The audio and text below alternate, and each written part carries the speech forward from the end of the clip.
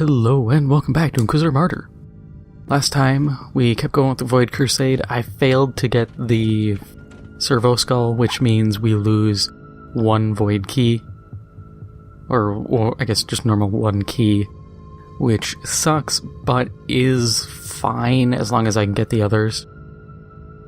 Between episodes, I decided to experiment a bit, and you can put, or at least I was able to put 3 slots into my inoculator.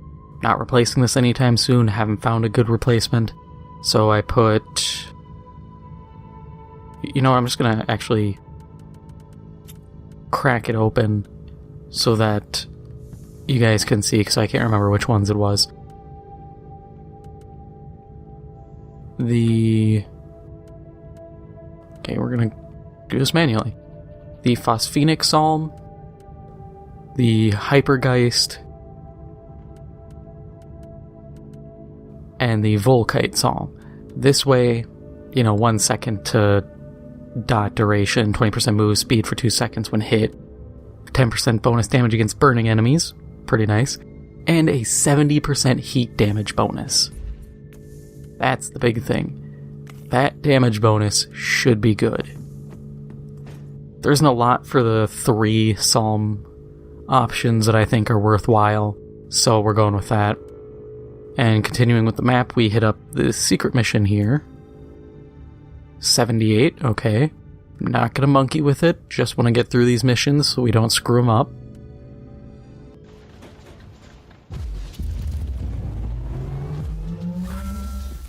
Insertion complete. Transferring target coordinates of hostile artillery units to your tactical sensorium. Silence these guns before the Imperium's finest get pounded into oblivion. Good hunting.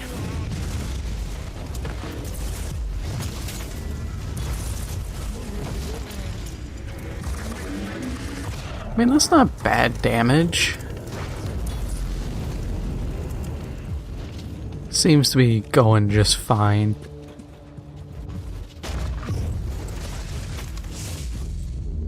I mean, the 70% is great, though, because it should affect these abilities. I can actually probably check.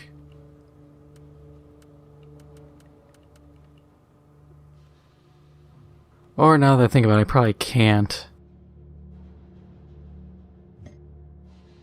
Yeah, it doesn't let me see. That would be appreciated if it let me check my stats of my abilities so I can see, but it should go up. If it doesn't, then there's one for warp damage so I can make the actual damage from the Weird Vein Staff stronger, which is fine. It wouldn't be what I want exactly, but there isn't much else that's really worthwhile. My other option would be to take normal shards and just... One of them gives like a 20% shield efficiency, and I would just stack 3 of those. Which I think just gives you like 60% if they properly stack. Just more shield capacity. Which isn't bad if that's how it pans out. I'm not gonna say no to more shields, but it's not something where I'm sitting here going, ooh, this is the best option. It exists. I'd prefer just raw damage ups, but at the end of the day, I take what I can get. And it's good to know I can do the upgrades. It cost me 50,000 and then something, and then 200,000 credits for each level, so it's not terrible. It isn't some super egregious multi-million cost per, not shard per slot. Is it overall worthwhile? It's okay.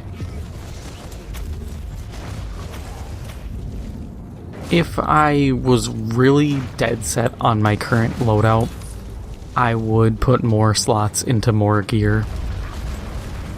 But I would also like to try to find as many 5-star, or not 5-star, 5-slot as possible. Just because then it's more I can feasibly work with.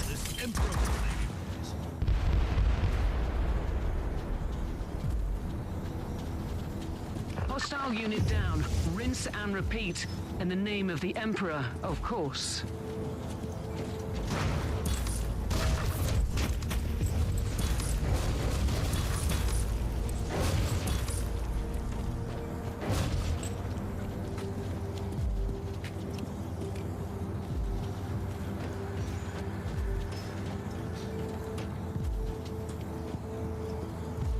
Oh, I was watching some gameplay a couple days ago. I got bored.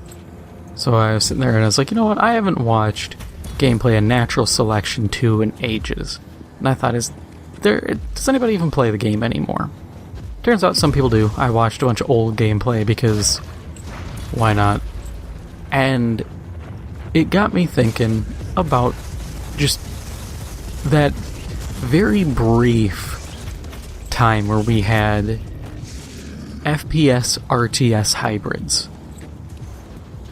Because you had Natural Selection 2, and then there was another game like it. I can't remember the name of it. It did not get nearly as big. But I do remember because it was the first time I had ever seen that kind of hybrid design. But I was sitting there thinking, why don't we have any more attempts to revive that? Especially now, with the, I won't say advent, but focus on cross-platform. In the name of the Emperor, of course. To a degree, we already do have it. You look back at Commander in Battlefield 4. It was kind of an RTS. You were off the battlefield, issuing commands, doing supply drops and stuff for the infantry. But so I've wondered, why don't we try that again? Why don't we push for more stuff like that? Imagine a normal RTS game, but all the infantry are played by players. You provide upgrades, you do all that song and dance, you secure resource points. The guys on the ground treat it like a normal FPS game, while you have that more top-down control. I think it'd be interesting. Would it reach StarCraft level acclaim and competitive fame? I don't know. Probably not. The design isn't very conducive for competitive because, in my eyes, you would need, I would say, minimum 16-man teams. Anything smaller, it loses the interest. Anything bigger becomes a lot harder from a competitive side to run. Is it heresy to think that these hostiles were a bit out of your league? I would like a 32 versus 32. Essentially a 33 versus 33 with one commander each side. But that's kind of wishful thinking, and like I said, competitive, they're just not big enough prize pools for people to be down for it, unless you do very small prize pools. Look at Smash. Some of these people make, like, Smash pros will make like $300 a year streaming. And they're cool with it. That's what they're fine with. So, maybe it's just you gotta find the passionate people.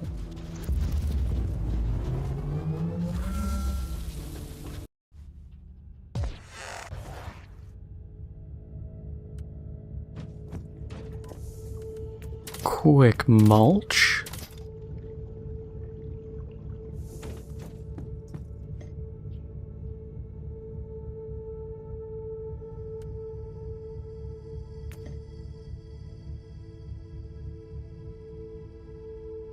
Yeah, let's just not monkey with putting any cards in. As much as I want to, I'm worried about screwing it up.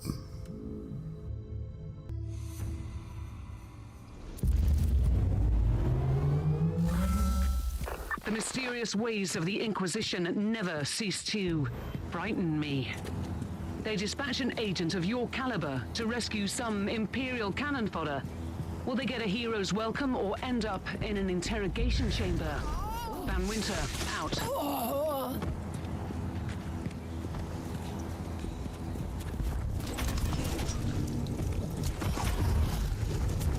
I do think, though, kind of going back, the FPS RTS hybrid, I think there's a lot of potential in that subgenre, I guess it would be. Because I just think there's near infinite potential. You could even do some pretty interesting stuff by introducing, to a degree, some bots.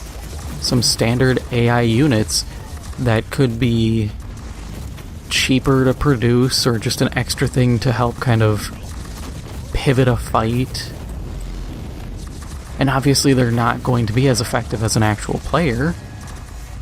Or they could be. It's very situational. Either way, I think you could do a lot with it. I'm not going to sit here and say that's what the RTS genre needs to really undergo a good revival. I don't really know what would revive the RTS genre in the first place. I feel like no matter what you do, there's going to be pushback. Do you go with standard Age of Empires 2 setup and just make it look fancier? Well, people are going to say you're not doing anything new, you're just doing a graphical update effectively. Do you mix it up a little bit? Personally, I would like to see the Age of Empires style,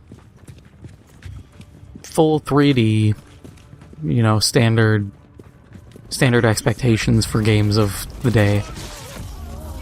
And then, instead of single units, having proper squads. Because me being a Star Wars nerd, I played Star Wars Galactic Battlegrounds, which was Age of Empires 2 with a Star Wars skin layered on top. It's full on, just Star Wars skin. Jedi are effectively monks with combat capabilities. You have your artillery or your siege weapon depot, you have your barracks, which is a troop center. Everything, you have a fortress. It's down to just a couple things renamed and some abilities moved around. And more range combat.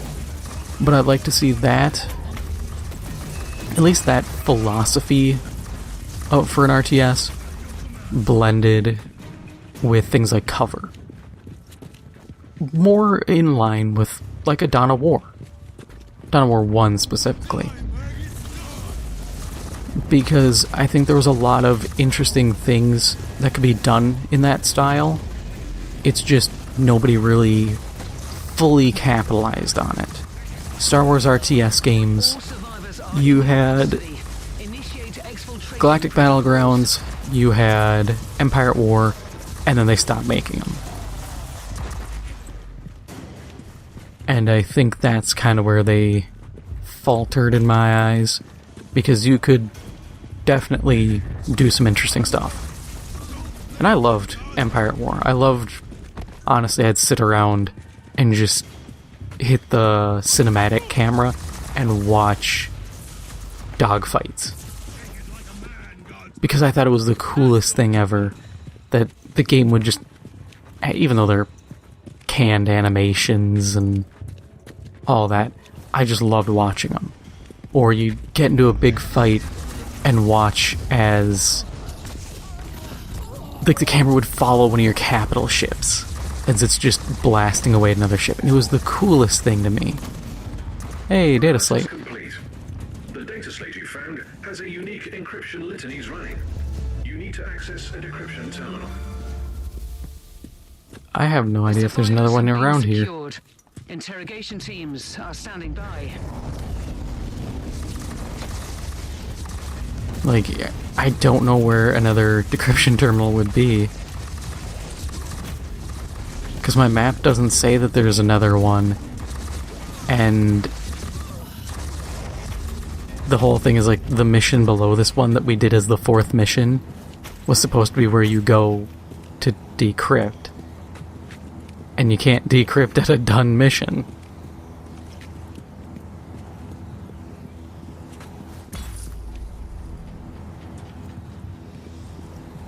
Yeah, because I'm looking at the map here, and I don't know what I'm supposed to do with it. I'll keep searching the map. Maybe they have a spot somewhere here, but I can't imagine they do.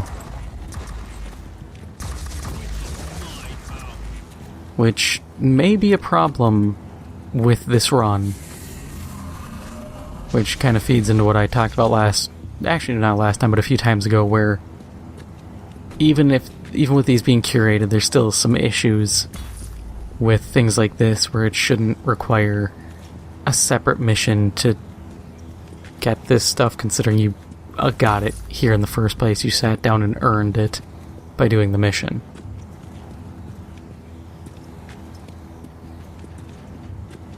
But let's keep looking. Hopefully we can find something here. I think the data slate, all it gives me is info on a chest, which isn't super important. I'm not gonna be too broken up over the fact of not being able to identify something. I'll be annoyed, but as long as I get loot at the end of the run, I don't care too much. Hopefully I can get the Demon Forged gear again, maybe something good. Not holding my breath. I'm never really holding my breath when it comes to the Demon Forged. Everything seems to be so wishy-washy. Sometimes you get something real good, sometimes you get a cool effect on a weapon that isn't useful. Or you get something like the Nurgling one, where it's just not that good. Once you actually use it, it sounds cool, it looks cool, but once you realize you summon a Nurgling on kill who runs up and explodes,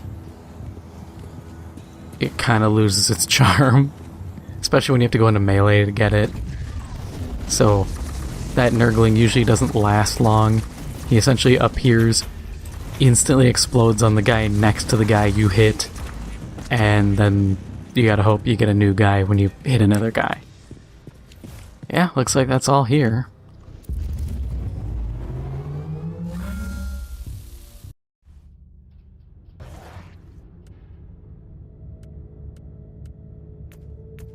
Yeah, I don't know how this is gonna work.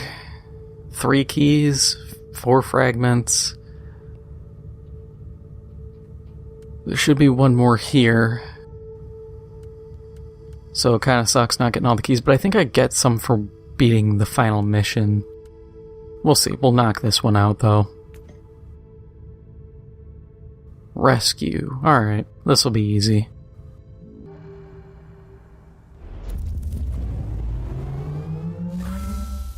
Transfer complete. Teleportarium locked down. As far as I know, all the Imperials who asked for immediate help have been found.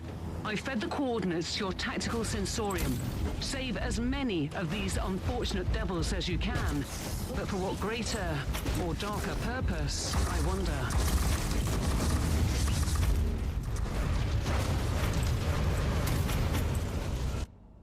Hang on, I just thought of something. Can I use the staff yet? Or is it 79? Ah, it's 79. Probably not going to be able to pull it off. What I was thinking is I was going to slap that on just at the last mission so that I can get all the quantity bonus. Because I think your quantity bonuses play into your rewards on top of the bonuses you get for simply doing missions. We'll see. If I can pull it off, I probably can't. There's not enough missions. It's this one more, and then the final mission. So, my hands are kind of tied. And I don't think this mission's going to give me a terminal to decrypt that data slate. Would be pretty cool, but I don't think they will.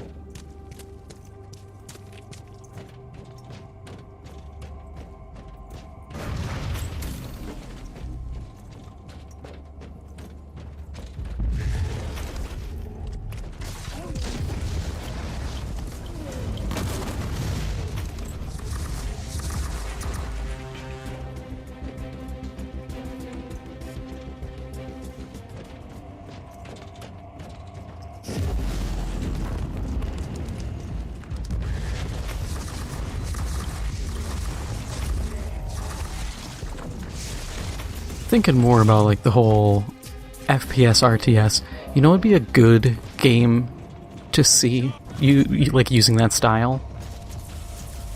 An Army Men RTS. These ones are lucky to be alive.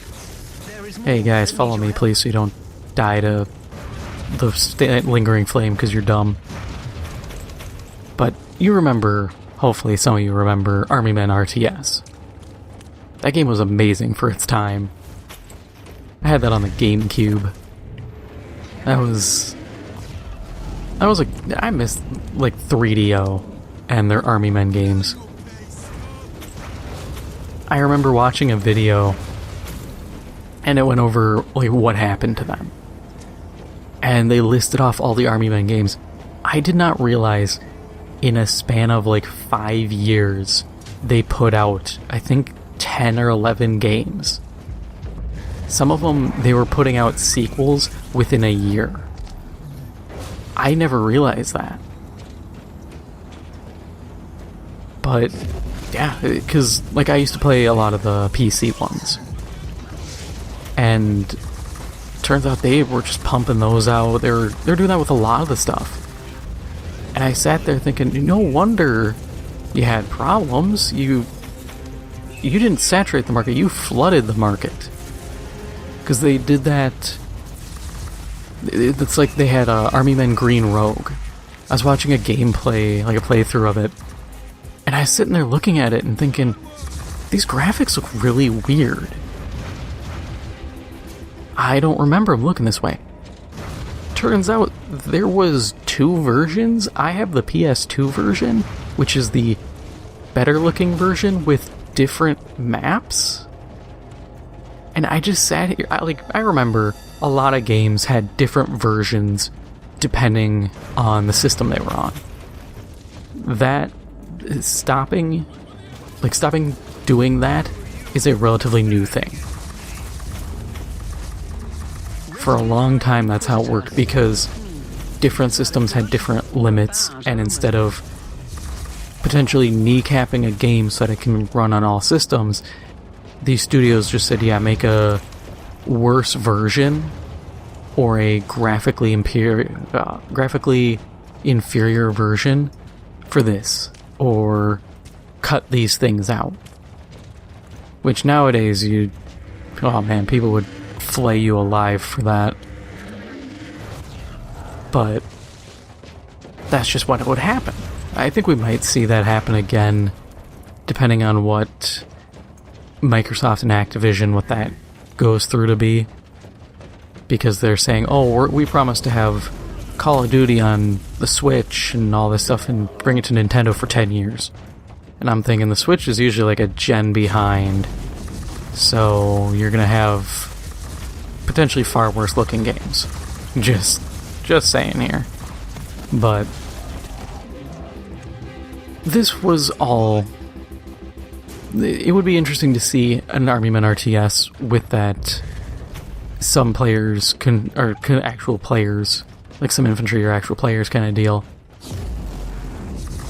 Because I think it'd be fun. Or you could even do, if you played Enlisted, that game where you led a squad and you could flip control between the squad members. That would be interesting. A player leading a bunch of AI guys you can toggle between if you die or whatever, and your commander can upgrade them. Oh, everybody starts off as just basic riflemen, but your unit can be selected and given grenades or improved armor, or you can request for certain weapons. You need a guy with an LMG, you can get an LMG. And that could easily be done in terms of UI. That's what they did in Dawn of War. You'd have a squad of guys and they'd say, okay, you have 6 slots for upgrades. So you could have all plasma gun guardsmen, or you could have a couple flamers or a bazooka or whatever you needed. So there's options. There's a lot that could be done. It's just, then comes the problem of such a game becomes more than just a simple RTS. Go to the extraction zone. You can't easily be like, oh yeah, I'm just gonna run some scrims before I do competitive. I'll just fire it up and go. Because competitive, that becomes a question of, do you allow your FPS guys to be randos, or do you allow full teams? Because a full stack is going to be far more dangerous. I would allow it because otherwise, how do you do competitive? But there's questions to be asked, and I think you could do some good with it.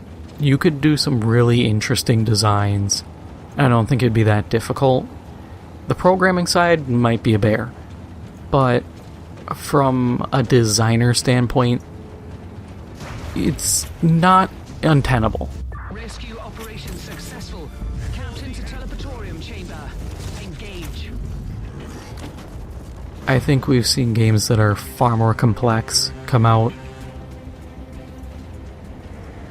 So, the other concern is just how long it's going to take to get a match.